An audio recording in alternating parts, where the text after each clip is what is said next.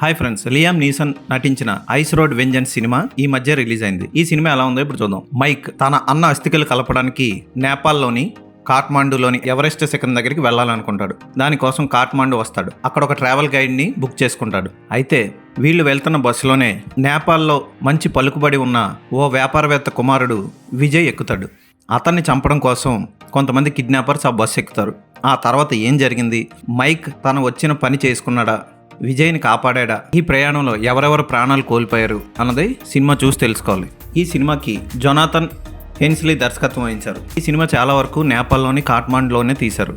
చాలా అందమైన లొకేషన్లో అద్భుతమైన ఫోటోగ్రఫీతో తీశారు. బస్సులో తీసిన యాక్షన్ సన్నివేశాలన్నీ ఆకట్టుకుంటాయి. లియామ్ నీసన్ నటన, అతను చూడడానికి కూడా చాలా యంగ్ లుక్లో కనిపిస్తాడు. ఈ సినిమాలో చాలా బాగున్నాడు కూడా. అలాగే ధని యాంగ్చెన్ పాత్రలో బింగ్ బింగ్ ఫ్యాన్ బాగా నటించింది. ఫస్ట్ వరకు మగరాయిడ్లా అనిపిస్తుంది, లాస్ట్ క్లైమాక్స్ సీన్లో చాలా అందంగా అమ్మాయిలా అనిపిస్తుంది. స్టార్ పాత్రలో గ్రేస్, విజయ్ పాత్రలో సక్షం శర్మ బాగా నటించారు. విజయ్ తండ్రి తమ మీద అటాక్ చేయడానికి వచ్చిన వాళ్ళ మీద ప్రతీకారం తీర్చుకునే సన్నివేశం ఆకట్టుకుంది. అలాగే క్లైమాక్స్ లో చైనా బోర్డర్ దాటడం కోసం హీరో టీం బస్తో పాటు క్రేన్లో వెళ్లే సన్నివేశం పిక్చరైజేషన్ ఆకట్టుకుంది. యాక్షన్ సన్నివేశాలు చాలా హైలైట్ గా ఉన్నాయి.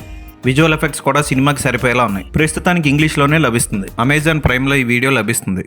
అద్భుతమైన లొకేషన్లో పిక్చరైజేషన్ చేశారు. బ్యాక్గ్రౌండ్ మ్యూజిక్ సినిమాని నిలబెట్టింది. ఎడిటింగ్ కూడా చాలా షార్ప్గా ఉంది. అనవసర సన్నివేశాలు ఒకటి కూడా ఉండవు. కాఠ్మాండు పోలీసులు చేసే దౌర్జన్యాన్ని కూడా చాలా చక్కగా చిత్రీకరించారు. ఫ్యాంటాస్టిక్గా అనిపించింది నాకు ఈ సినిమా. లియామ్ నీసన్ అభిమానులు కంపల్సరీ ఈ సినిమాని ఒకసారి చూడొచ్చు. ఈ సినిమాకి నేను ఇచ్చే రేటింగ్ 3.5/5.